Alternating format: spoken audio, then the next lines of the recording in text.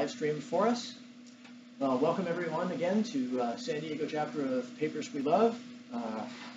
Our presentation this evening will be the speaker Gabriel Bonner, and he will be presenting the paper Bitcoin, a peer-to-peer electronic cash system by Satoshi Nakamoto. Let's have a warm welcome for Gabriel.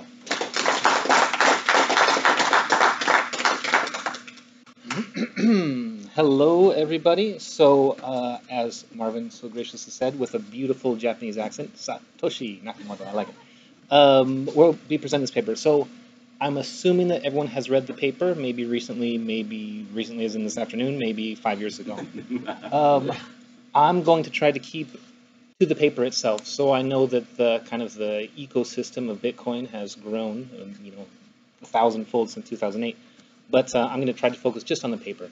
But as always, if there's questions and stuff, please don't hesitate to raise your hand, although I might kind of deter them towards the end so we can have a more fruitful discussion. And I'm going to time myself today. I forgot to start the timer, but I'm going to start it right now.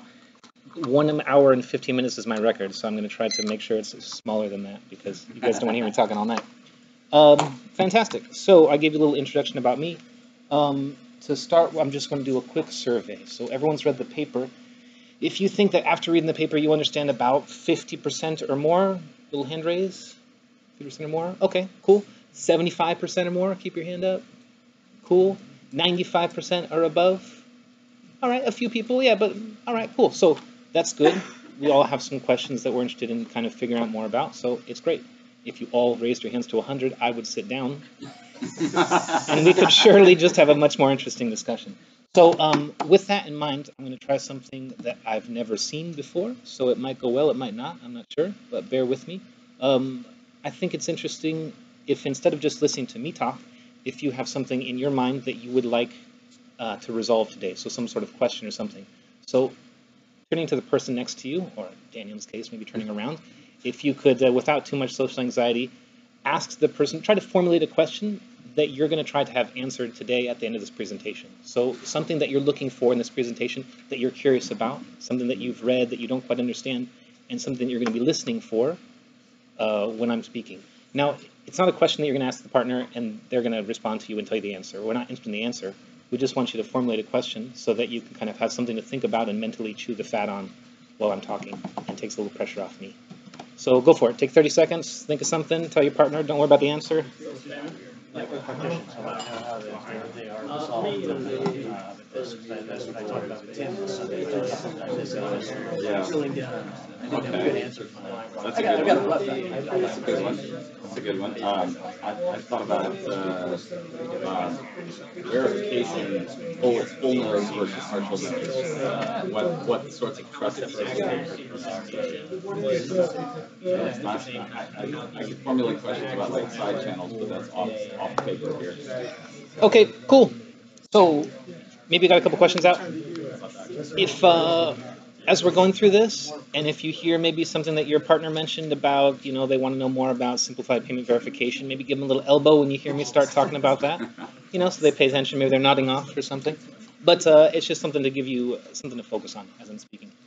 One quick thing about the format, and then I'll kind of get into it. So there's 12 sections in the paper, and at first when I talked to Marvin actually about presenting this paper, I had in my mind that I would present each of the 12 sections in a nice chronological order and go a little bit more in depth.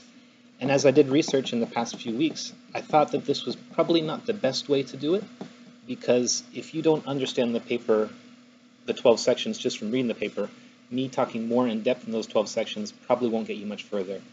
So I found a very good resource that during kind of my research, I found a very good resource that I liked, and I'm going to use that this evening. And basically what we're going to do is just build a blockchain from scratch. And my hope is that you'll understand each part of the process very much in detail with some very kind of visual representations so that you can kind of, instead of understanding things at a high level, you'll understand at a very simplified level, and then you can have a structure to frame more questions on or attach more knowledge. So it's going to kind of weave around a little bit. Stick with me. I'll mention sections of the paper that it relates to as I go through it. But once again, if you have any questions or anything, raise your hand. I might ignore you. It's a little dark out there. Just a quick check. Can anybody hear Gabriel well enough in the back? Okay, good. another valid point. I am a little excited because I haven't given a presentation in a while. I tend to talk quickly and sometimes mumble. I talk loud, but I mumble. So if I do mumble, please let me know. I really, no offense taken whatsoever if you can't understand me. Okay, cool, moving on. So let's do it. So the paper itself, as we've all read, the win. So the paper was released in November 2008. In January 2009, the source code, the open source code, was released on SourceForge, and it was provided, free to the public to take a look at. And the first block was also mined. Of Bitcoin was mined in 2009 in January.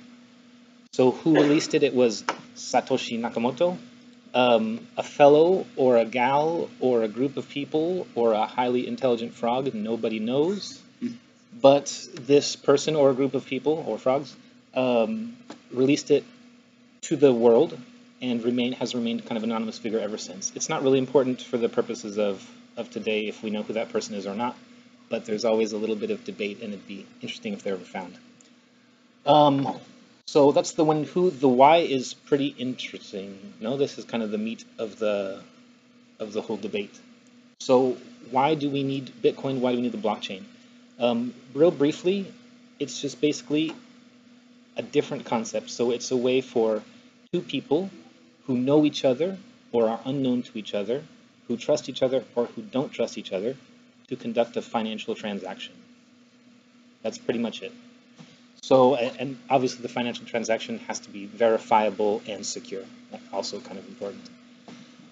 So this whole kind of paper is focused on that, towards that one goal, all right? And a lot of people, kind of that aren't into Bitcoin, or that when you talk to them about Bitcoin, as I'm sure many of you talking to your friends or family about Bitcoin, they say, I just don't get it, I don't see the reason. Well, there's a system that works quite well, and it's called the trust-based model. So to give you an example of that, if you are here in San Diego and you have a guitar that you want to sell, you go on eBay, you list the guitar. Somebody in New York says, oh, I'd love to buy that guitar. They say, okay, I'll sell it to you. How much do you want? And you say $100. And they say, how do I get you the money? Well, you're on eBay, so you probably say, PayPal, right? So PayPal is this third-party service.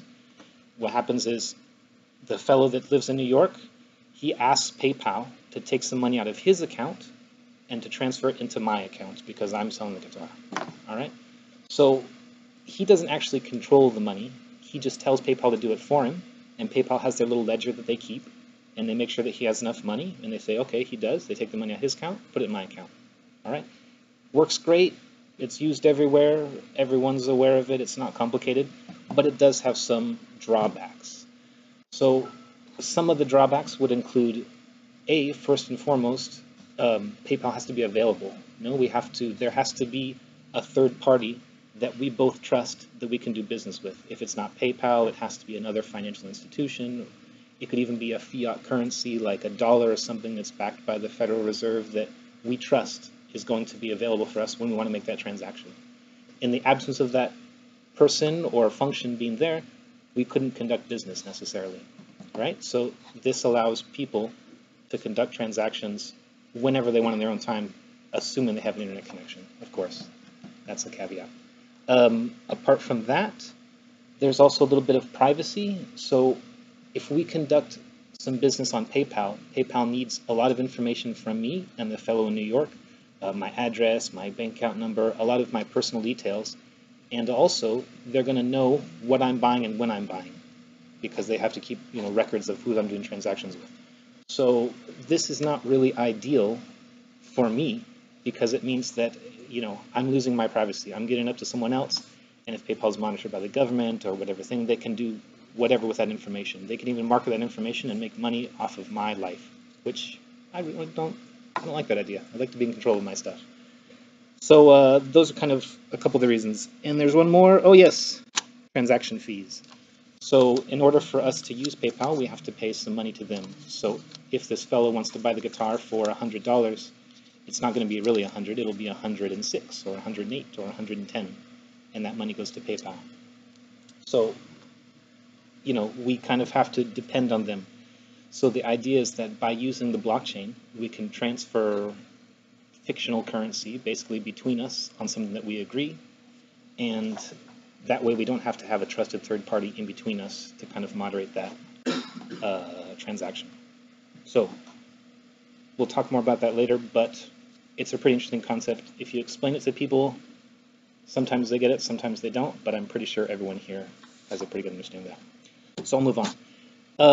The how is actually the really interesting part. So this is kind of the fundamental aspect of the paper, and something that a lot of people, maybe they kind of gloss over, or they kind of miss. It's very subtle. So the paper itself is made up of 12 different sections, but in reality there's about 4 technologies that are pretty commonplace, pretty well understood, and mundane, I guess you could call them. I mean, complicated but mundane. They're things that have been around for decades and people know about them. But it's the combination of these 4 technologies that was kind of the genius of this paper. It solves a very specific problem, and it does it in a nice, tidy little package using these 4 technologies. So the 4 technologies are hashing. So they build a hash, which we'll cover. Well, we'll cover all 4 technologies. So there's hashing, there's peer-to-peer network, there's proof of work, and there's also, I'm drawing a total blank, but don't anybody say anything. Public key encryption. Thank you. Number 4, public key encryption. So using these 4 technologies, they kind of work together, and they're able to allow people to conduct financial transactions and keep a verifiable record so that money can't be double spent, which is the whole crux of the problem. We'll talk about these different things. I think we're going to gloss over some of the sections in the paper a little bit, but I'll try to pay a lot of attention to these. So your takeaway should be, if you understand these kind of 4 different technologies by the end of the paper, you'll understand more or less how the entire Bitcoin ecosystem functions. So focus on those things, and if you don't quite get it, don't be afraid to raise your hand and ask a question. How are we doing so far? Good? Nice? All right. Off we go. So we're going to start with hashing. So what is a hash? A hash is basically, sometimes it's called a digital fingerprint. So it's a representation, a numerical, or it has characters to represent some amount of data.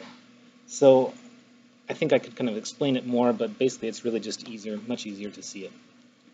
So I think, let's make this a little bigger. There we go. So we've got here a SHA-256 hash. So SHA is short for Secure Hashing Algorithm 256 because it outputs 256 bits. So each one of these characters here is 4 bits. It's in a hexadecimal system. It's not really, all that stuff's not important, but basically it just means that instead of using 0 through 9, we use 0 through F. So we have 16 possible variations of each character. 256 divided by 4 is 64. So we have 64 characters here that we can look at. So as I put some data in here, you'll see the hash changes below. So yeah, I put more data, fantastic. You'll notice it always stays at 64 characters. And even, for example, if I put in way more than 64 characters, you'll see it remains at 64 characters. All right? So this is a hash. Hashes have a lot of important properties, but there's 2 that we're particularly concerned about with Bitcoin. The first one being which the hash is a very, very large number. So each of these has about 16 possibilities. Well, it has exactly 16 possibilities. If you multiply all those possibilities together, you'll get 16 times 16 times 16 times 16, so 16 to the 64th. If we do some real quick back of the napkin math, we've got 16 to the 64th. So that's 1 with 77 zeros after it. All right? Mentally, you can kind of look at this number and say, oh, that's a really big number. But your brain really can't comprehend. Not that any of you are stupid, but your brain just is physically impossible for it to comprehend how big of a number this really is. So just to give you a little idea of how big a number this is, the amount of grains of sand in the world is estimated to be about 10 to the 20th. So since this is 64 characters, 10 to the 20th is about 1/3. That's a generous third. So we can see that every grain of sand in the world is represented by this number right here, right? And the number that we're looking at is 3 times that number, all right? Sorry, well, it's 3 times in length. Yeah, obviously the number itself is much bigger. Yes, it's powers of magnitude bigger. So it's, 3 times in length that number. So this is about, as we said, 10 to the 77th. If we just round up a bit, it's 10 to the 80th. The amount of atoms in the universe is about 10 to the 80th, more or less, estimated. No one's really counted. So basically, if you think about it like this, if you think about every atom that makes up, that's in your hand, the trillions and trillions of atoms, and everyone in your body, and everyone in this room, and everyone in the city, and the state of California, and the world, and then in the moon, and Mars, all the planets, the sun, all the galaxies, all the suns in all those galaxies, you could number every one of those atoms. Is that a little strange? That like blows my mind. Like I could literally give a unique identifier to every single one of those atoms. It's a really big number. Take my word for it. Okay, so no one else found that mind-blowing. I always find it mind-blowing. So it's a really big number, and why is that important? Because it's a unique number. So as we kind of move along and do these things, this number is so enormous, we can use it like a fingerprint. It represents all this data in here, and it's very unlikely that it's ever going to repeat unless we use the exact same data. Yeah, so we can say that this is kind of a unique fingerprint, and it represents this more or less perfectly. And it represents every single character. So for example, if I change one thing and add a 4 right here, we'll see this entire number change, or over 50% of it will change every time. This is important. If I just change one thing, the entire hash changes. Obviously, we'll cover this later, but it's a pretty important point to remember. The second thing, nope, I think that's it. Also, there's one thing that's kind of fun. No data has a hash as well. So I found that really strange. I was like, well, really? I thought this would just be zeros. But no data has a hash as well. It's also important that it's one way? It is. Yes. So it's important it's one way if it's like cryptographic hashing. We're not quite to that part. Yes, it will be valuable later for public and private keys. But just for the hashing, it's important just that you know that it represents every single piece of data is represented in this hash. And it's a huge number, never to be repeated by anything else. All right? Cool. Moving on. So we understand hashes. If we look back at my slide, it says, why is it used for Bitcoin? Well, I could kind of explain it to you, but I think it's much easier just to show you right now. So let's take a look at the most fundamental piece of the blockchain, a block. This is a very simplified representation of the blockchain, of a block. It doesn't have a lot of the data, but we're just kind of going to build from here. So we've got a block. It's got a number. It's got a nonce, just another number that we'll come back to in a minute. It's got some amount of data here. It's got a hash, and it's got this little button that says mine. So this hash represents not only the data that's in here, but it also represents the nonce and the 1. So we take all this data, we combine it together, and we create a hash out of it. All right? So it's important to know that if I change, for example, this to a 2, or if I change this number right here, or if I add some data here, the hash is going to change every time. All right? You'll notice that it kind of turns green and red. It's because I've set a property here that this hash has to be special. So it needs to start with 4 zeros, if I can highlight them. So this is pretty unusual that a hash has repeating characters, and 4 in a row is certainly most unusual, and 4 zeros at the very start of it is most unusual of all. So what I'm doing is I'm setting a level of difficulty by saying that only hashes that start with 4 zeros are valid, and anything that doesn't start with 4 zeros is going to be invalid. All right? Pretty simple. So what happens is I'm going to make this hash invalid, and I'm going to click this mine button here. And what's going to happen is this computer is calculating a number here, this nonce, that when combined with the block and with the data is going to give me a valid hash that starts with 4 zeros. All right, pretty simple. Basically, it's just like this. If I was going 1, no, 2, no, 3, no, 4, no, 5, no, 6, no, 7, 8, 9. Okay, it's got to be 10. No, it's not 10 either. 11, 12, 13. That's what this computer's doing, and it's just trying very, very fast, obviously much faster than I can type, to find that number.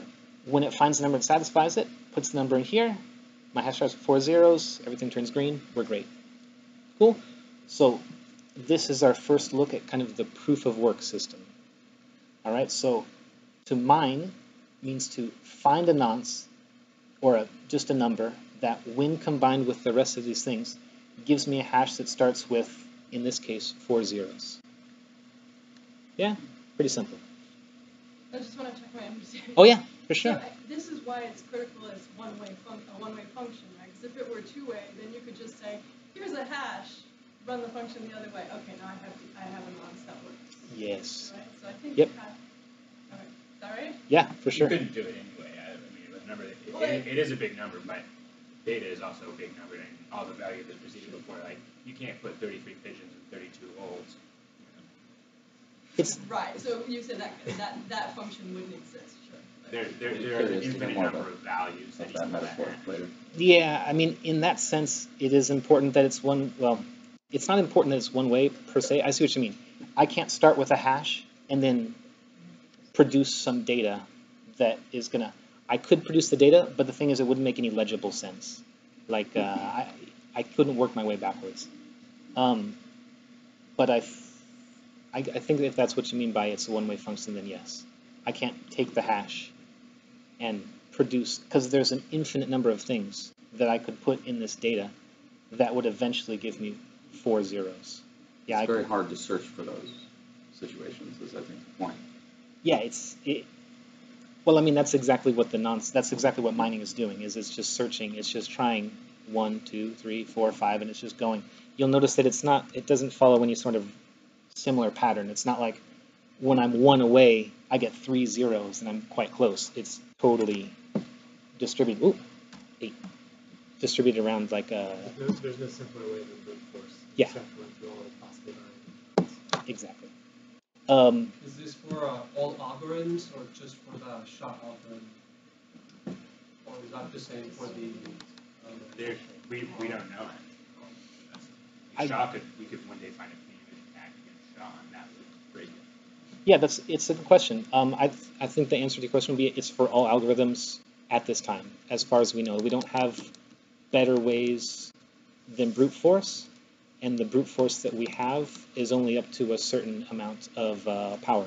So basically, we can crack this. Nothing's uncrackable, but for us to find this number by other means would take millions of years, basically. Mark. And the specific algorithm, if I'm not mistaken here, the specific hashing algorithm could be replaced. It's an implementation detail of Bitcoin you could choose instead of, I think they use, is it AES that they use right now? Or is it, yeah. ECDSA. Yeah. Thank you. Okay. So if one day it were to be, that specific algorithm were to be compromised, you could slot in another. The whole system does not matter. So you're saying we probably should not use MD5? I am saying that. Yes. I'm also saying other things, but I am definitely saying that. All right. Okay. So, interesting point. 20 minutes. This is not bad. I think I'm on track.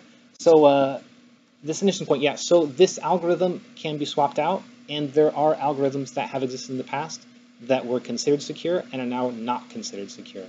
So, SHA-256 is part of the SHA-2 family. It was created by the NSA in 2001, if I'm not mistaken. And there's also been some interesting debate about whether the NSA put a little backdoor into it. But now I'm getting off topic from the paper, and this is something I told myself I wasn't going to do. So it's from a family of algorithms. It can be replaced, and eventually it may become unsafe. And someone will say, let's move on to another SHA or another form of algorithm that's considered cryptographically secure. Okay. So, no more questions? No, let's move on. I'm going to try to go a little bit faster because I feel like I'm dragging a little. So, as long as we know that this hash represents everything, the block, the nonce, the data, and it's very important that it starts with 4 zeros. Otherwise, as we've defined, it's going to be invalid. All right? So I think we could move on to the blockchain, but real quick before we do that, let's take a look at the actual Bitcoin network. So if we go to blockexplorer.com, we're going to find that I'm not connected to the internet. And we're waiting for blocks. This is an interesting snafu. All right. Well, it's not totally important, but we'll come back to it later, I guess. That's fun. Okay, so we have a fundamental one block. So this is one part of the blockchain. We could technically say it makes up half of the blockchain. Get it? 5 characters, 10 characters? No? Okay. So let's move on to the blockchain. So we've got a bunch of blocks. Actually, we only have 5, really, not that many. And you'll see that each of them have a block number. Each of them have a nonce. Each of them have empty data set. There's this one block is special. It's called the Genesis block. It's block 1. There's no block that came before it, so we're going to give it zeros. And we have a hash here. It starts with 4 zeros, so it's valid. It contains all this information here. If I change anything, it's going to break this block. Now, what's interesting is that this hash here that contains 4 zeros and 15783 is contained here in this hash, 15783, right? So this hash has the information, has a link basically to the previous block. And this hash represents everything that's in this block. All right? So these two blocks are now linked, because if I change anything in this block, if I add just one piece of data, it's going to change my hash. And because it changed the hash here and rendered it invalid, it also changed this. And it changed all the blocks that came after it. They all turned red, right? So what do? Now I have to mine this block. It's going to find a new nonce that starts with 4 zeros, that begins the hash with 4 zeros, if it's actually possible. It almost always comes up. So now I've mined this block. So it starts with 4 zeros. This hash is now valid. The block's great. The only issue is that because this hash was included, right now the block is broken. So I'd have to take this, put it here. Oh, it's already there. And now, because this has a new value, this data has changed, or this hash has changed, and now it doesn't start with 4 zeros. So now I need to mine this block. Boop. And of course, on and on, as I go through, I'm going to have to mine. I'll save you the drama, but it works all the way to 5. Right? So this is our second look at proof of work. What happens is, if I change any of this data, I'm going to render this invalid. But because this hash that contains this data is in the block after it, it's going to render this block invalid, and it's just going to topple the house of cards. Okay? So this is why I refer to it as a blockchain. So the block is chained together in that this hash here represents everything that came before it, every single piece of data. Maybe it's easier if I go to hash number, or to block number 3. So this hash here represents everything that's in here. And everything that's in here includes a reference to everything that's in here. Right? So the hashes are inextricably linked to each other. So far, so good? Yeah? All right. It's a pretty fair one to understand. Okay, cool. Let's see if blockchain's back up. Oh, you know what? GTNet. That's us, isn't it? Jump on the guest network. Which one is it? Good luck guest. Here, check your connection. There we go. Fun times. Okay, it's not super important, but I thought it'd just be interesting to see some blocks in action. So this is blockexplorer.com. There's a ton of ones you can do this. We're looking at the actual Bitcoin blockchain. So a lot of numbers here, but kind of, don't look at too many things. You might get confused. So we've got a block number, just like we have a block number. This one's in the 500,000s. We have a block hash. You'll notice it starts with quite a few more zeros. We've got a nonce right here. that's quite a bit higher than ours. And we've got some data in the form of transactions. All right, we'll talk more about these later. There's quite a bit more data here, but basically we can see that this is a functioning block that represents the blockchain. We've got a number, we've got a nonce, we've got some data, we've got a hash, and to make it a chain, we've got this hash included in the block next to it, and so on and so on and so on. Cool. So that's a pretty good start for that. Let's talk just real quick about this number because I think this is kind of fun too.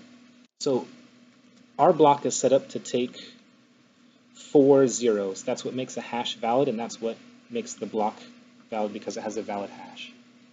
So if we look at the amount of zeros here, I think this is 18 or 19 as of last count. I'm not quite sure.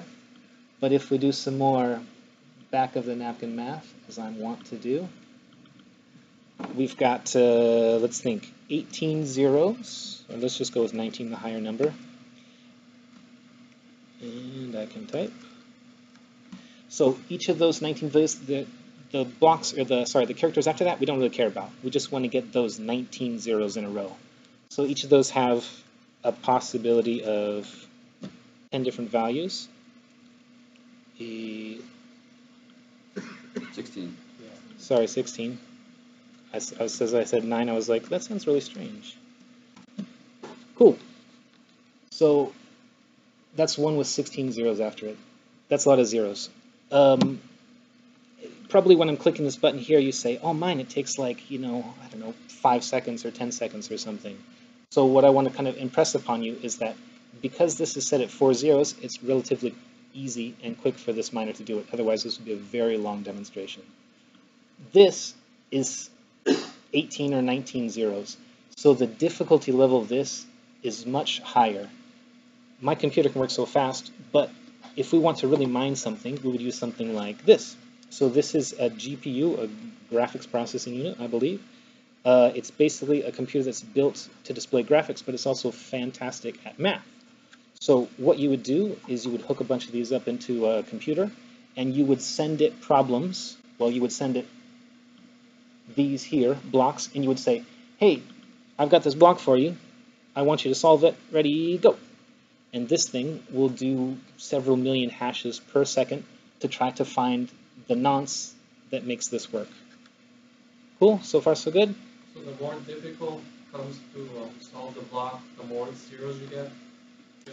Yeah, because here I don't care about the rest of these. These can be whatever. But I'm looking for something that starts with 4 zeros. So if I'm only looking for 4 zeros, I can find it. I only have to search through a possibility of 4 to the 16th numbers. Other way around. Okay. I'll take it very far. So if I'm looking for this that starts with 16 zeros, I've got to look through a lot more numbers, right? So if we kind of take a look at it, we could do, let's think here. Let me put it. So there's this many zeros. If I use my miner right here, it can do, I think it's like 25 million hashes per second. So if we take 16 to the 64th and we divide it by 25 million, we're going to get the number of seconds that it takes to find that. That's a lot of seconds. Let's do this. 60 seconds in a minute, 60 minutes in an hour, 24 hours in a day, 365 days in a year. So this is how long it'll take my miner that does 25 million hashes per second. That's a lot of clicks real fast. All right. It'll still take it on the average of 1.46 years. Okay? Well, 160. Oh, yeah, sorry. Sorry, quadrillion. I just saw the 1.46. I was just like, oh, yeah, totally tongue time. Actually, the math goes like this, because I've done this a couple times. The 64 in the beginning, I think, is what you want 8 or 10. 16 raised to the power of 10. Ding. Yeah, I don't know where that number came from. 19, we got 19 for us. Yeah, where did I get 16 from? Sorry, 19. That's your number. No, block. 16. No, It's it's 16. 16 16 was right. Yep. No, other way around. I It's a big number. I'm cool with 300,000. It's all right. Got Okay. you. It's a huge number. I got you. 16 to the 19th. No, we're on the same page. Yeah, that's what Yeah. I'm thinking. I swear, like when you do this on your own, you're like, oh, it's cake. And then you stand up here and you're just like, what the hell? So by the time you're ready to retire, you're saying it will have mined a few $100,000 in Bitcoin for you. Yeah, I think in we'll be 9,000 like, yeah, years, 9 million we'll be on spaceships and like flying around and telepathy and stuff at that point. So obviously this is going to take you quite a few years to mine. But this is one, this is one graphics processing unit. So obviously if you had just one, it'd take you a long time. But let's say, for example, that you had, 10,000 of these things, right? It's still going to take you a whole lot of years. And, there's no way you could add quite a few zeros. But so let's think, if you had 10 million, it would take you 9.58 years. Currently, and as always, the Bitcoin is every block is solved in an average of 10 minutes. So that kind of gives you an idea of how many things there are working in conjunction to mine a block every 10 minutes. There's got to be, on the average of 100 billion units working at the same time. This too, though, this math is for you to try all the options. Yes, you could hit it like in the middle or something. But I think what's just important to know is that if you're working by yourself, yeah. Oh yeah, no, not all the There's certainly some chance involved, right? You're not going to know what the current state-of-the-art ASIC miners are doing hashes per second. Right I don't know. Well, my computer can go from 1 to 2 to the power of 32 in 3 seconds. And that's a CPU, one core. So Yeah. I think 25,000 is actually about underestimated if I were to guess. 25 million or 25,000? Oh, I'm sorry, I misread that.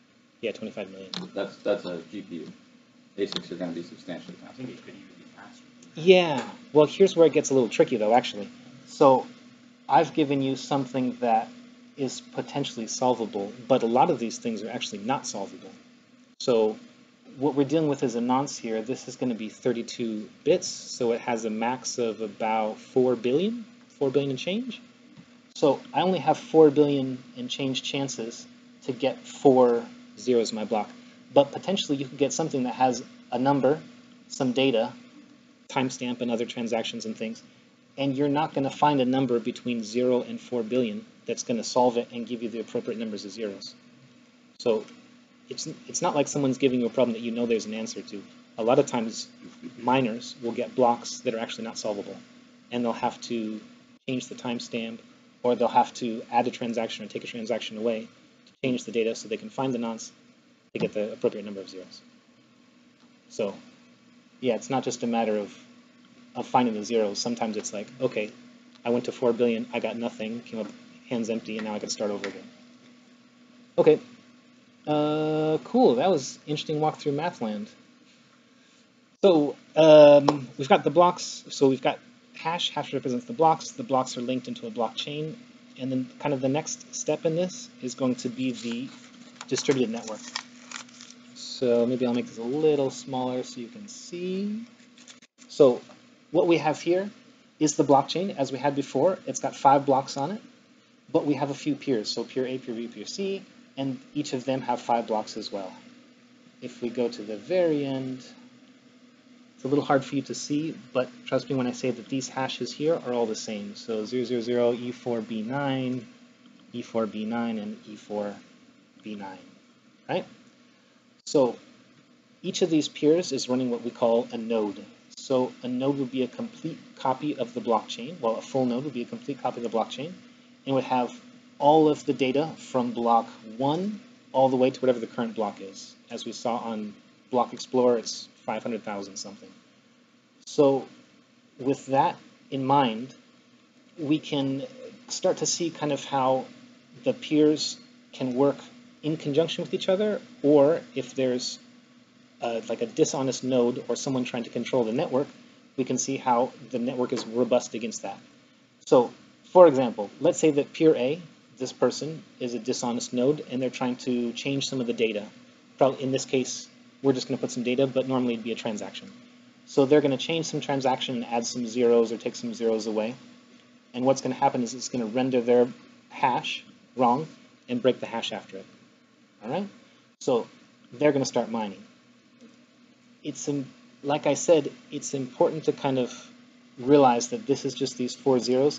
It really doesn't take 3 or 4 seconds. The proof of work is much longer. For one miner, it's going to take, what was that, 900,000 years or something? So you need to have a lot of power to solve a block on your own. All right? So this is longer than 3 seconds. This could be 900,000 years. Or if you had a whole bunch of computers, maybe it could take you, 6 months. If you had 49% of the network, you still wouldn't have enough power to outpower the rest of these. So what's happening is you're mining this block, mining. As you're mining this block, which is taking you some amount of time, peer B and peer C and other nodes that might be connected in your network are mining block 6, right? So you've mined block 4, fantastic. You move on to block 5. As you're mining block 5, these guys are mining block 7, potentially.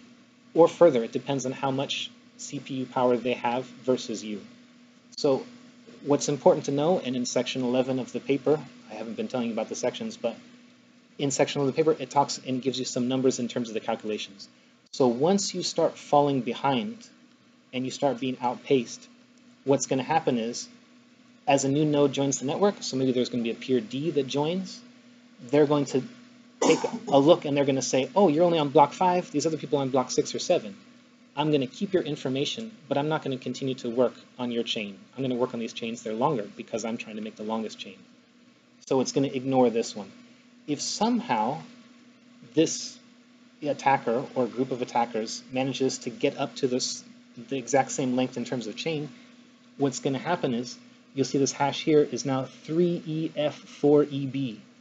It doesn't match with E4B9 or E4B9. So what happens is there's 33% of this particular network has one hash, and 66% of the network agrees on a separate hash. So if a new node joins the network and he starts talking to his peers and he says, hey, what are you guys working on? They're like, oh, we're all on block 7. However, there's one part of the network that's 49% or less that has one particular hash, and 51% or more of the network has a different hash. It's going to go with the 51%. Does that make sense? Pretty easy to understand, I think. So this is more or less how the peer-to-peer network works, in the sense that it's very difficult for one attacker to outcalculate the rest of the network, and it's also robust enough to withstand attackers that are 49% or less. So you could potentially have just under half of it would be bad nodes, and you could still run a successful network and have a valid blockchain, keep building. Cool, so far so good. There's a little bit more we'll talk about networks moving on, but so far for now. I think we can take a quick look, just because it's fun, to look at all the network nodes. So currently, well, I'm not going to refresh, who knows if things are going to blow up, but currently it looks like there are 11,000 nodes operating around the world. So one thing that's important to note is this isn't technically, you wouldn't need 5,500 computers to have almost half of the network. Each of these are nodes, but they could be, it could be a full node that runs like a group of miners. So for example, one of these nodes that's here in China, for example, near a big, power dam, could potentially have hundreds of thousands of miners connected to it. So the computing power is not really representative of this number. It could be much greater. One node can control a lot of computing power or very little. What else I was going to say? Oh, and you can, I don't know. I think it's rather interesting to see where all these things are. We can actually see that there's some in San Diego here. As I looked, there's one downtown. I think it's probably Edge. I don't know. I'd be curious to know. Oh, Edge is the business. So they're a little blockchain startup. They do Bitcoin wallets.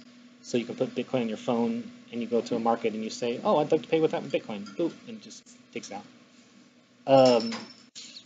Yeah, so each one of these nodes operates as part of a kind of a greater network, and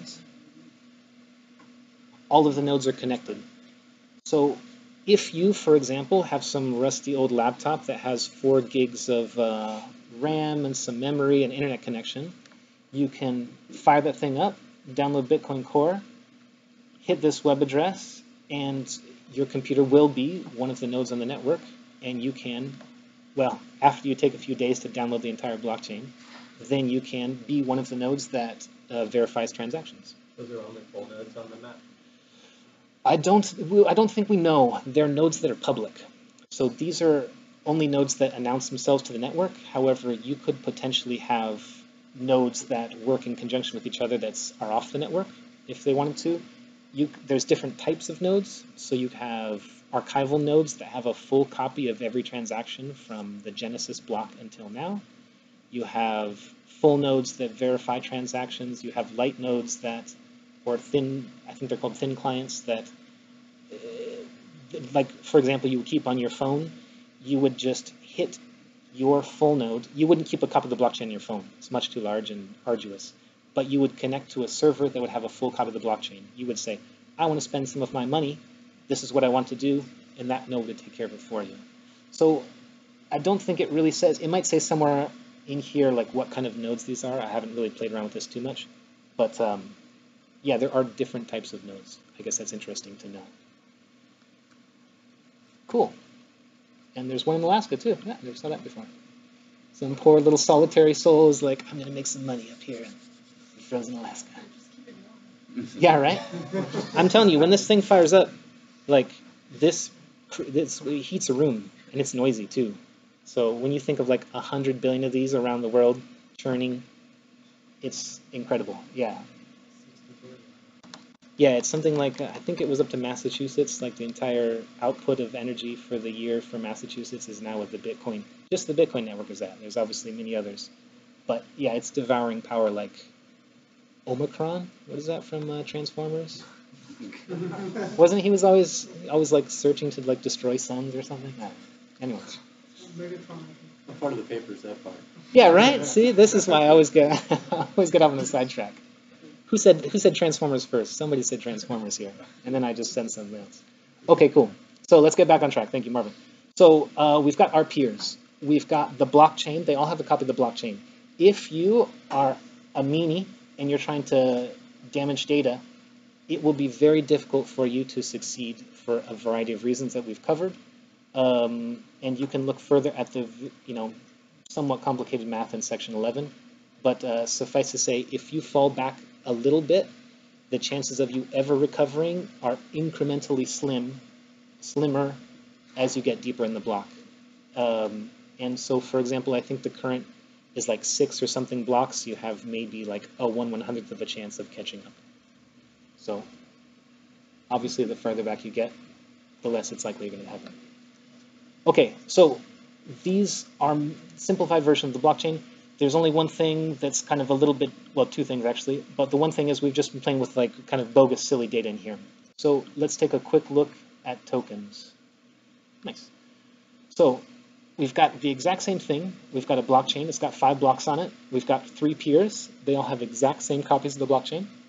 But instead of data, we've got some numbers here. I left this $sign here. I think it's a little bit easier to think of than in like fractions of fractions of fractions of Bitcoin. It's a little easier to mentally process. So we have $25 that's going from Darcy to Bingley, $4.27 from Elizabeth to Jane, et cetera, et cetera, et cetera. As we kind of look through, you don't want to go back. As we kind of look through, let's say, for example, that right here, Victor wants to go back in the blockchain and short ILSA 1 cent, right? So instead of 15, paying 14. All of a sudden the hash is broken. Got to remind this. Moving forward. Once it's found. Exactly the same. So we're right back to the point that we talked about in the last slide, is that now that this block is finally mined, when it turns green, if it ever does. Okay, there it goes, of course, when I stop. So once this block is finally mined, it's going to have a different hash than the rest of the network.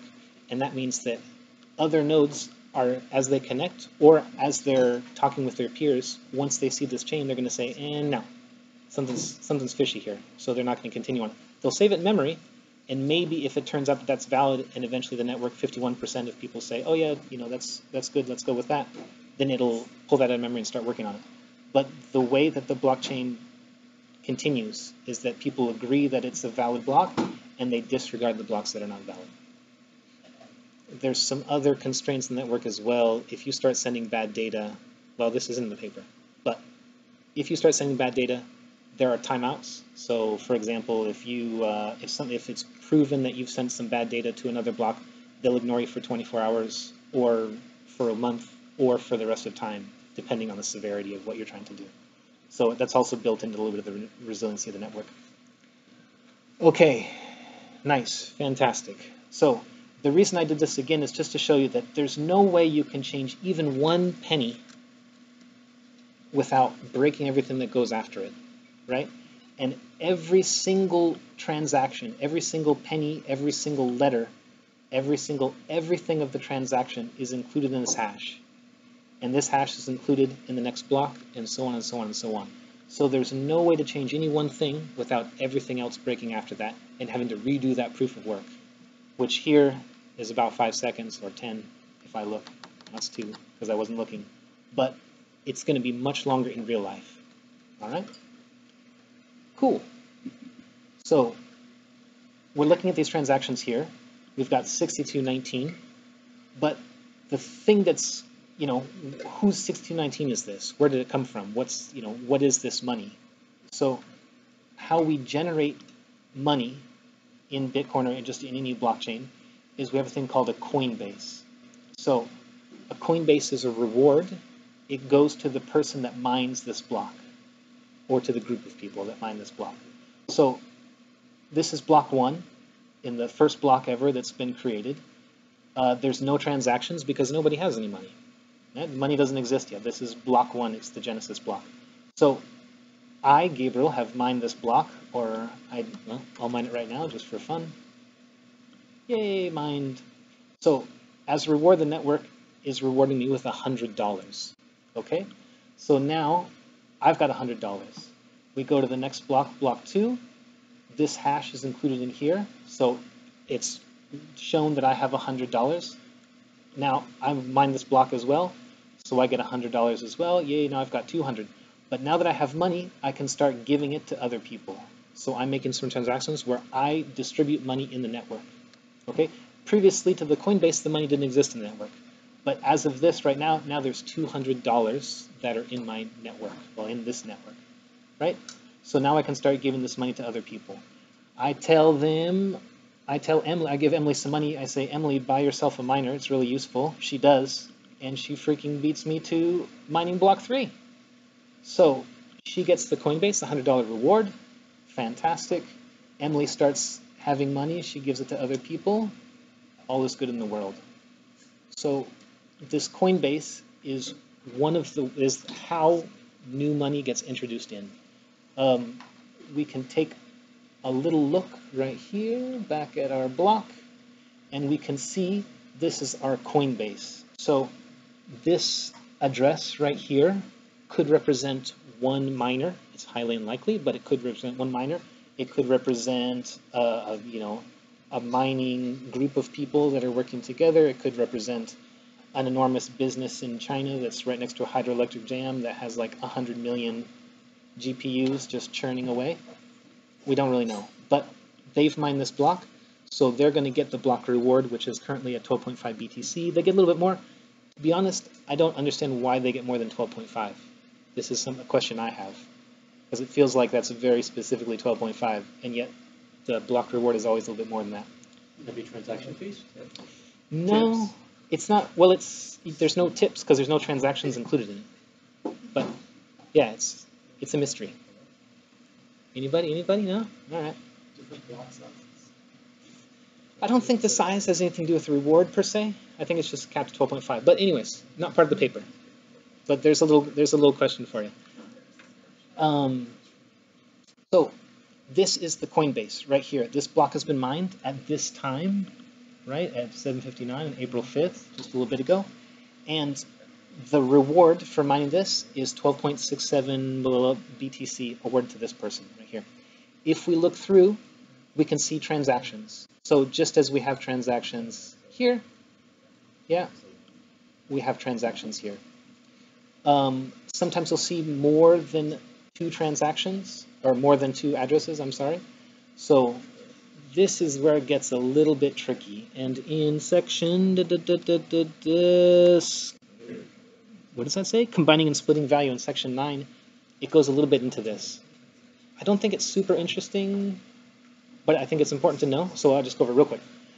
Basically what happens is these, if you have a wallet, let's say, you have multiple addresses that reside within that wallet. So the money is stored in these public addresses.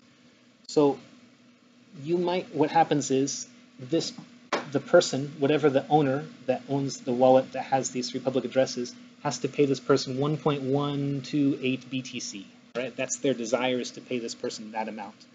So what they do is they say, I want to pay this person 1.218 whatever. What happens is their wallet does a little bit of magic. It looks over a group of their transactions, puts them together, and makes a transaction, sends it out on the network, and says, I want to pay this money to this person. All right? So that's why you'll see multiple addresses. It's the same owner, but they're going to have multiple addresses under their control that have multiple amounts of money. That money is put in this account here. I don't know if we'll see one. Oh, so sometimes we see, so for example, the person that we were just looking at received that amount of money.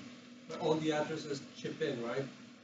Pay the other, or yeah, or so you decide which address. If, for example, in this particular example, if this number was lower, maybe this wouldn't have been included, because maybe these 2 would have covered it, right? However, so in this case, there's only one output. The output is paying this person this amount, or this public address. But in other cases, there's 2. So there's 2 outputs. What we have here is 2 inputs for a total of, I don't know, it looks like 0.02, more or less. And then what happens, there's 2 outputs. So they've paid some amount of money to this public address, and then they're paying back to probably themselves this amount of money here. So this is where it gets a little bit confusing. We don't actually know which one of these is the change transaction and which one is the paying out transaction. We don't know if we're paying this address and this is I'm Bob and I'm paying Steve. We don't know if this is Steve's address or if this is Steve's address. It's not really important. It's not that it's not important. It's important that we don't know, actually. I should put it that way. Part of the importance is the focus on anonymity.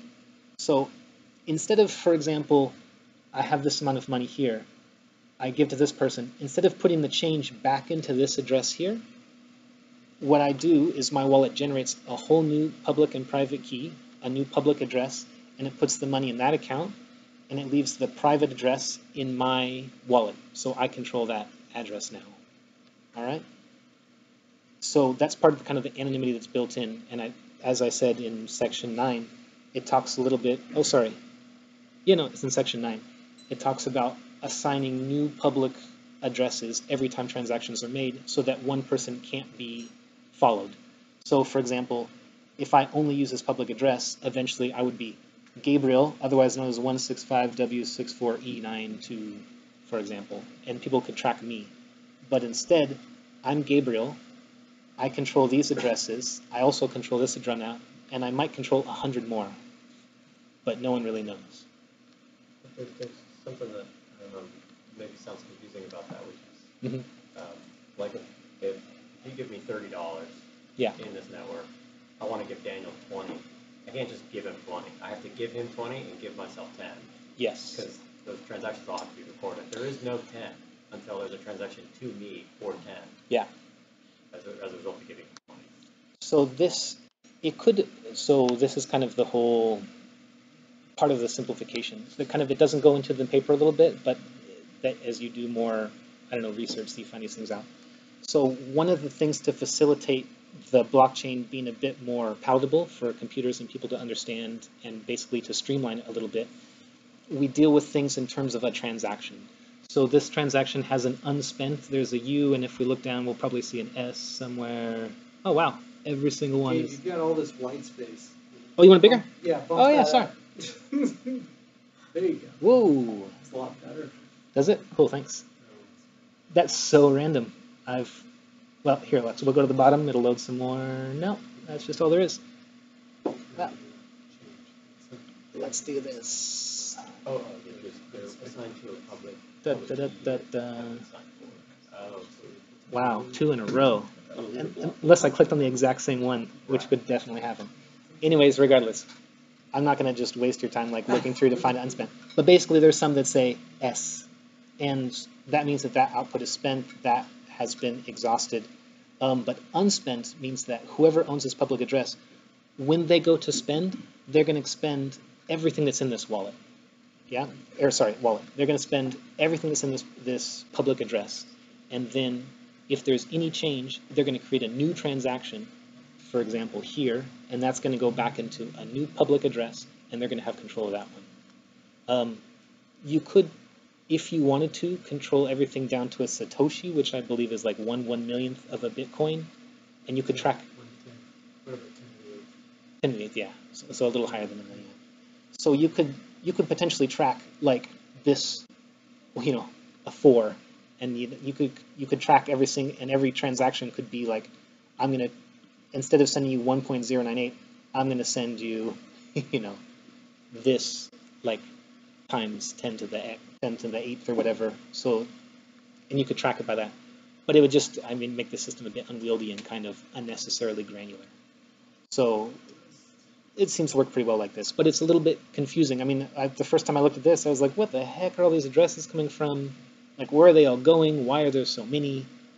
I much preferred this when I saw it. $15, Jackson, Ryan, cool, got it, understand. But this is the way it is, and yeah, once you look at it for a little bit, you super get used to it. One other point that's valid, oh man, I'm falling behind.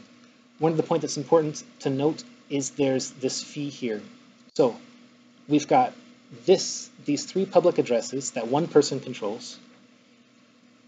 Actually, I shouldn't say that one person controls. Technically, this could be an exchange that's using multiple people's addresses to conduct one transaction. So we could see, there's not a big one, but we could see like 15 inputs, for example, and 1 output. It might be an exchange controlling that. So it's not necessarily a person, or, you know, it could be an exchange that controls many people's wallets, and they're moving money. Sorry, moving on. So we're going to take these 3 inputs. We're going to generate this output to this person that we want to pay, or maybe this is the change. We don't really know. It's not important. And then we're going to have this that's going to be changed. It's going to go back into this public address, right? But if you add these up, and you add these up, and you subtract this from if you subtract the outputs from the inputs, you're going to end up with a small amount that's left over. Actually, that's a reasonably large amount. Huh, seems high. So this is what's termed as the fee.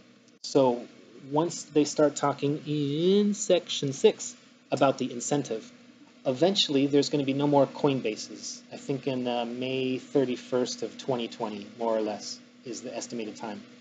There's going to be no more newly generated coins. It's going to cap out at 21 million. And then the incentive for miners and people to keep using the network or keep mining on the network is going to be paid in these small fees. So it's going to be an interest-free system. More money will not be introduced into circulation, but money will still exchange hands to do proof of work. And now we're looking at the actual real blockchain. So this is pretty cool that we got this far. And I don't know. Has anyone actually not seen this before? Is this the first time like you're seeing it tonight? Yeah, cool. That's awesome. Nice. It's fun. So now you kind of like look at it. There's quite a bit more information. We'll talk a little bit more about it. But basically, if we take our really simple example that we have here, and we understand that this hash represents everything that's here, and this hash is included in the next hash, we're looking virtually at the same thing. We've got our hash here.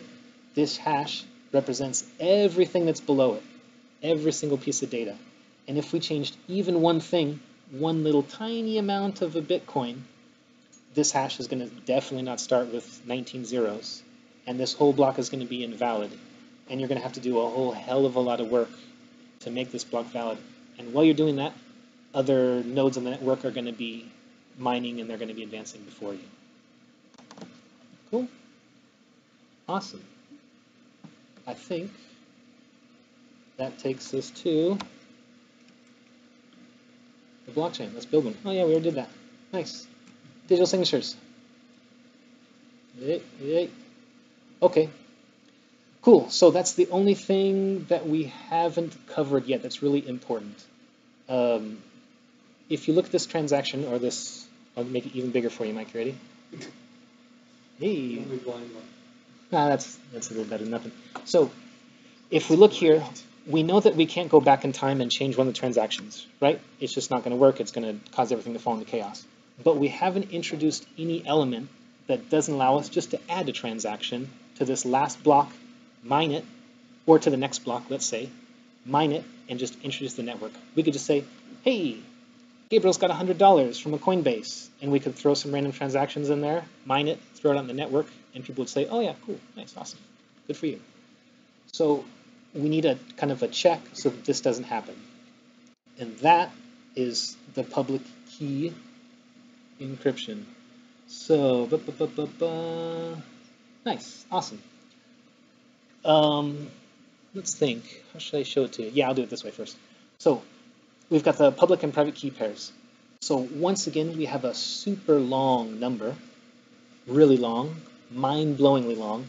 If I click this button to generate a new private key, there's a, like, I don't know, a 99.9% chance that this number will never be seen again in human history. I think that's pretty cool. I think it's super cool. I don't know. I could just click this all day and just look at it. You ever seen the movie, a little bit off topic, you ever seen the movie Garden State? You know, when Natalie Portman, they're sitting in the room and she goes, oh, I'm going to do something. And she's like, that's never been done before in history. Garden State? Nobody? That's exactly like that. You're seeing, like, literally, this has never been seen before, never be seen again.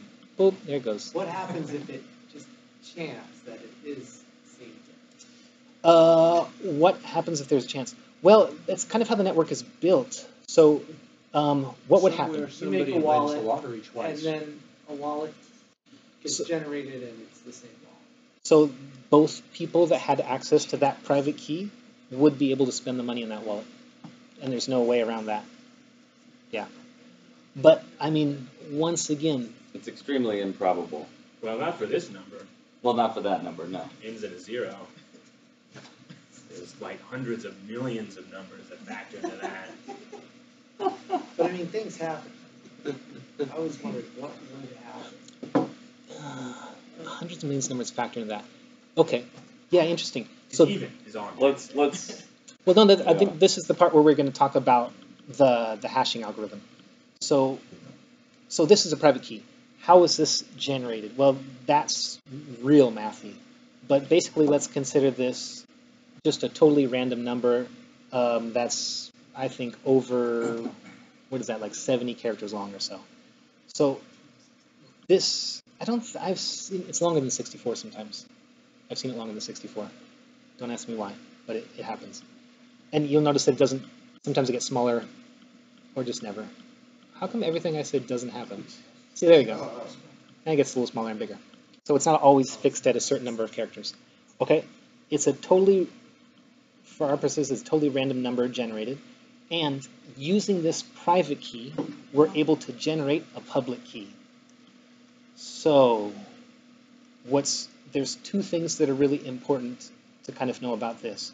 One, as we were saying before, this is a one-way door.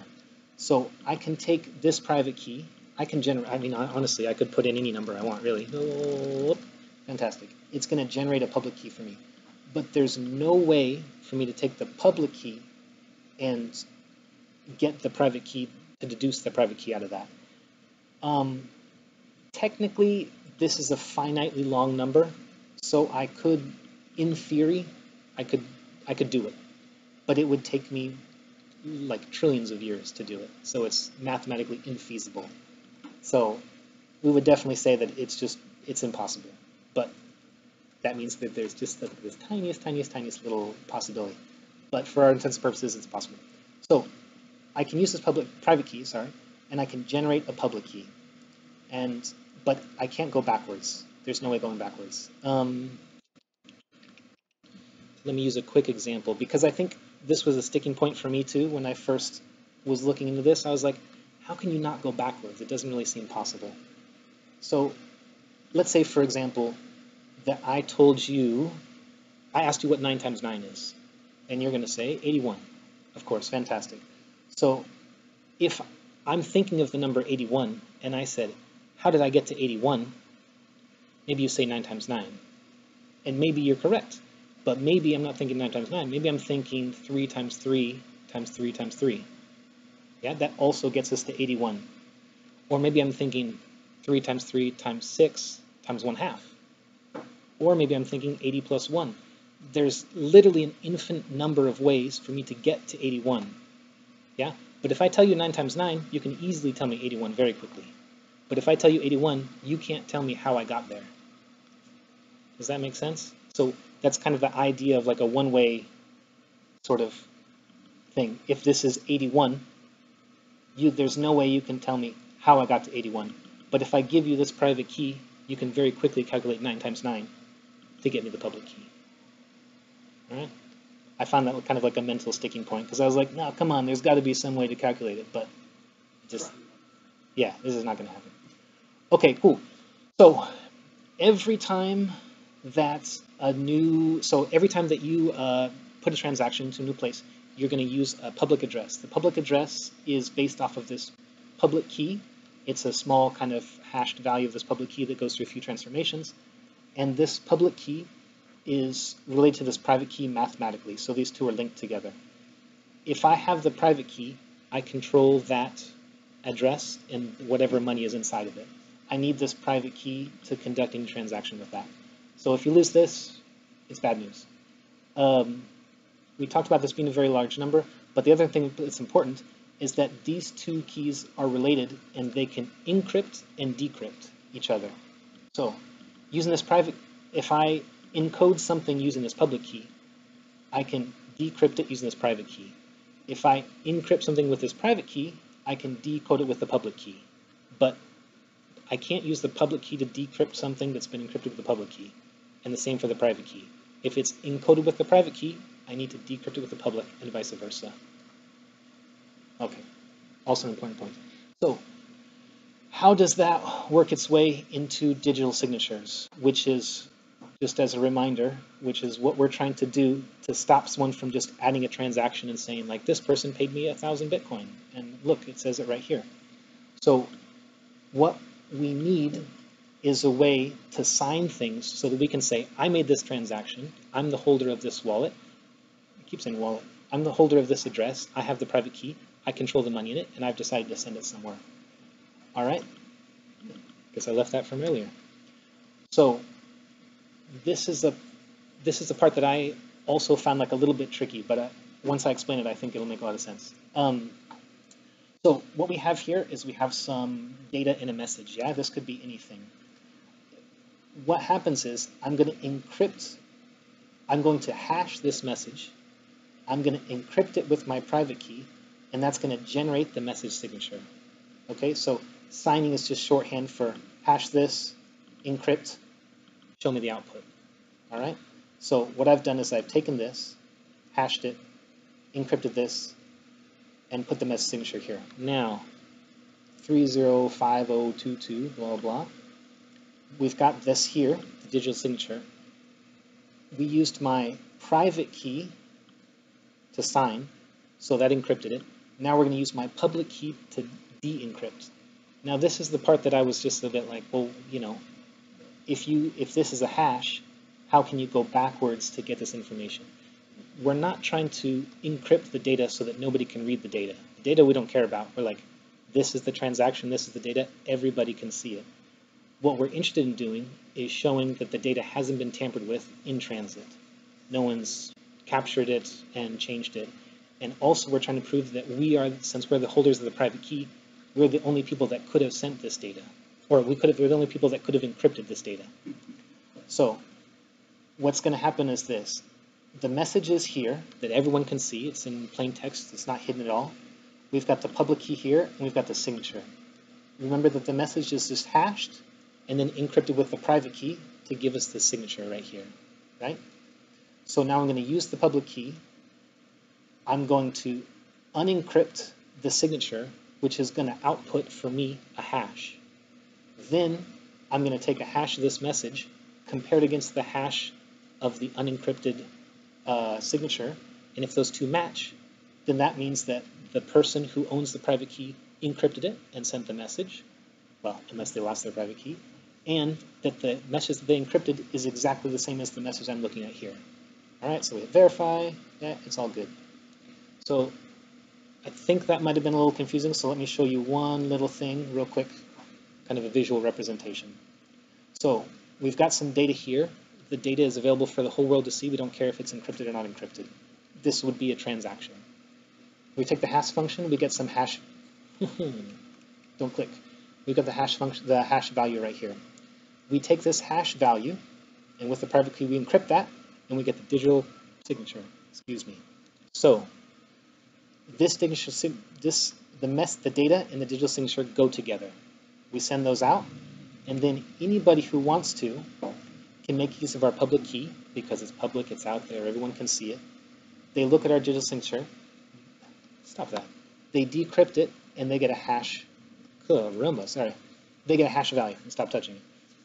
So what they do is they take the data, they hash that, and if the hash value of the decryption of the digital signature and the hash value of the data, the original data, match, then they can say, somebody had the private key, that whoever has the private key, that's the pair of that public key, encrypted this data, and that the data hasn't been changed. Does that make sense? I saw you kind of have the hand up being like, Well, I think it's a little confusing why the hashing step is needed, and it's because it's so that you can use an arbitrarily long message, right? Yes. Because otherwise you'd be limited by the length of your key.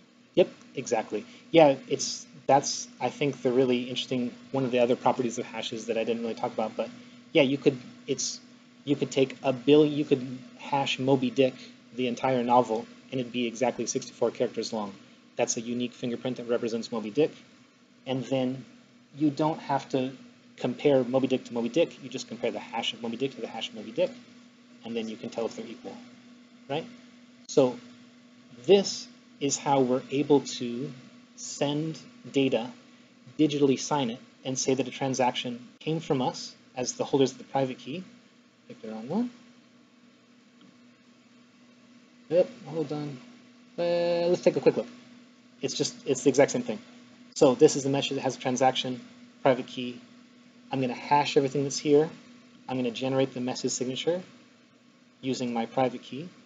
And then as I go here, I'm going to take the message, hash it, take the public key, decrypt this, compare the two hashes, and they're the same. Woohoo, fantastic. So if we see this in the blockchain, we're going to see that. Bloop. Yep, maybe one smaller. We're going to see that every transaction comes with a public address paying from one person to another person, and it comes with a signature, right? So if I, for example, don't own this public address, but I want to change it, maybe I can change this to $11, for example. I can mine, dun, dun, dun, dun. It's going to take forever when I'm waiting. So it's going to mine, but even though this is all solved, my hash is valid because it starts, or my block hash is valid because it starts with 4 zeros, the signature is still going to be broken. So it's very easy for any of the nodes to verify this. All they have to do is hash this, take this public key, take this public address, decrypt the signature, and if the hash of this and the decrypted signature don't match, it's an invalid signature, right? So once again, I'm giving you 9 times 9, and you're generating 81. But there's no way that you can figure out how to go backwards and generate the signature based just on the public key. All right? So how did that go in terms of like understanding? Anything that was like a little bit fuzzy? No? Because that was the part, like, I explained to a couple people, and they're like, yeah, I don't get that part. So that's why I put the extra pictures in there, because I thought that would help. Cool. So, I don't know, it's very fascinating. Nice. It's very fascinating that we can conduct transactions out here in the open, and it's a way for us to digitally say, to put our signature on there and say, I, as the holder of the private key, was the person that authorized that transaction. And nobody else that doesn't hold the private key can, try to prove otherwise, because you're the only person that can generate that signature. And it's very easy for anyone in the network to hash this transaction, unencrypt this using the public address, and then compare those two hashes. Yeah, child's play, it takes probably, I don't know, in the realm of nanoseconds. So that's how we can conduct things, sign them, even when I'm living in San Diego and another fellow's living in New York. They can say, I authorize this transaction, and other people can verify that and say, okay, cool. So if you mine a block, if you change a transaction, and you try to mine the block, it might work, but the signature will be invalid. If another node, as soon as the node comes onto the network, or you try to pass a node a new block, they're going to check all the transactions to make sure they're valid. They're going to find the invalid signature and they're going to be like, yeah, sorry. And they're not going to work on that anymore. So it means that if you're a bad actor and you're trying to, let me just reload this page here. If you're a bad actor and you're trying to modify the network, you can't actually go back and modify anyone's transaction that's not your own, because there's no way that you can sign that transaction. Does that make sense? So the incentive is for you to continue working on the network and do the right thing, because you can't go willy-nilly picking through other people's transactions, changing them. Even if you have a ton of hashing power and you can overload that network at any given moment, you can't actually put in invalid transactions for people that you don't have the private keys to. So it's another kind of it's another cryptographic check and balance that stops the network from being overtaken by the baddies. Was that a decent description of public and private key encryption, Marvin? No. Okay, good. Nice. Because I feel like you're the expert, so I didn't want to do you wrong there. Okay, so... I'm certainly not the expert. Oh, yeah? So just real quick, just for...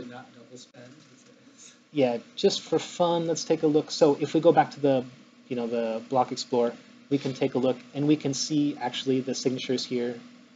Yeah, and so all of this is available. It's all transparent. The only thing that allows us to remain anonymous is that these aren't tied directly to any one person by any, depending on which exchange you use. And you're able to conduct business without anyone kind of tracking you and saying like, oh, you spent that amount of money on this and you paid this amount of person, you paid this person this amount of money, so I know that they have that money. It's all anonymous, but it's also all verifiable. And we can prove it with numbers, which is pretty freaking cool. So I don't think I did very well in my promise to you to mention all the sections as I was going through, but I can tell you that we definitely covered everything. So transactions, we didn't actually cover timestamps. That's section 3, but timestamps are included in each block, and it's part of the data that's hashed into that block. Proof of work we went over. It's just important for you to know that even if you have a miner that can do 25 million hashes per second, you'd have nothing against the power of the network and the difficulty of the problem that's been given to you. To find a hash of a whole bunch of data that starts with 19 zeros would take you hundreds of thousands of years to accomplish. So it's a network that's very difficult to overpower. Let's just put it that way. So I hope that gives you a good appreciation of what the proof of work is and why that's kind of one of the mainstays in the format in the Bitcoin stack. The network we talked a little bit about, not as much as I would have liked, but I think peer-to-peer networks are pretty well understood, and it's something that you can kind of read up on your own if it's interesting to you. The incentive we discussed, the reclaimed disk space, and the simplified payment verification. We didn't cover really at all. I'll just mention these two things real quick, and then we'll wrap up. Reclaiming disk space. So as we discussed earlier, there's different types of nodes. Some nodes are archival, and they will forever, until the end of time, keep every single transaction and every single number. Other nodes are going to be full nodes that have, they'll keep nodes for maybe the past, or sorry, not full nodes. There are other nodes that are light nodes that'll maybe keep the past 20 or 30 blocks in memory, and they don't care about the ones after that, because they know that those blocks are secure because they've got 30 blocks after them, and the proof of work to catch up from 30 blocks behind is impossible. So they're going to keep these latest blocks in memory, and then you're going to say, hey, I want to send some money, and they'll send it for you. So you'd use like kind of a lighter, like a thinner client, and you would interact with one of these nodes. There's nodes that are miners. So for example, they may or may not have a full copy of the blockchain on them. And for example, for them, maybe it's not important. They don't have to keep the entire blockchain in memory. So I'm kind of going to gloss over this a little bit, but it's just important to know that there's many ways to operate the network, and you don't necessarily have to have, this huge multi-gigabyte file that you have to verify all the transactions on all the time to make sure everything's up to snuff. You can rely on just going back quite a few blocks and saying, what I have now, this hash that represents the entire network from block 1 up until now, is valid. And I'm just going to go with that. And the last one, simplified payment verification, I kind of just covered that again, I guess. You could have a full node that could support many different clients. So for example, you could have something on your phone, or you could have a server that you're running somewhere else, and you could have a computer that sends transactions to the network. You don't have to keep track of everything yourself, but if you want to know if a certain transaction is valid, so you know that someone's not double spending, what you would do is you'd say, hey, I've got a transaction, this transaction hash right here. You would go to a full node. The full node would give you the Merkle root, and it would give you all of the things. Let me just show you the picture here. This is super not useful if you don't understand it, but this is like all the things I was reading were like they just explained this picture, and I was like, I'm not going to do this to people, but like low on time. So basically what happens is this. You've got a transaction that you want to verify. You say, hey, Joe sent me some money, and let me just make sure that Joe actually has this money and it's valid. Or Joe sent Susie some money 2 years ago, and let me double check and that he actually said he did what he said he did. So you would send the transaction number and to a full node, and a full node that has all the copies. What it would send you would be the Merkle root. It would send you all the transactions that are involved that had to be hashed to get to that Merkle root. So why would it not send you every single transaction and let you do it yourself? Well, this only has like, 5 transactions on it. But if we look at an actual network, this one has 1,714. So that's a whole bunch of data that you would have to hash to come up with the Merkle root to make sure it's fine. The full nodes, they don't care. They'll do the work for you. So what they're going to do is just pass you all the hashes that are in the branch that are relevant to you. You're going to hash this, hash these two, and if it matches the Merkle root, you're going to say, cool, transaction's valid. You don't care about the ones that are here because those are included in hash 01, and you're going to trust that because this is buried deeply in the blockchain that you don't have to worry about those transactions being valid. You just take it as proof. Cool. So that takes us through that. So once again, the whole purpose of this is just so that two people, known or unknown, trusted or untrusted, can conduct business together, financial transactions without a trusted third party. And it allows you just kind of the freedom and the privacy and the anonymity to do what you want with your money. Another thing, too, is that you're able to kind of, at any given time, verify things on the network.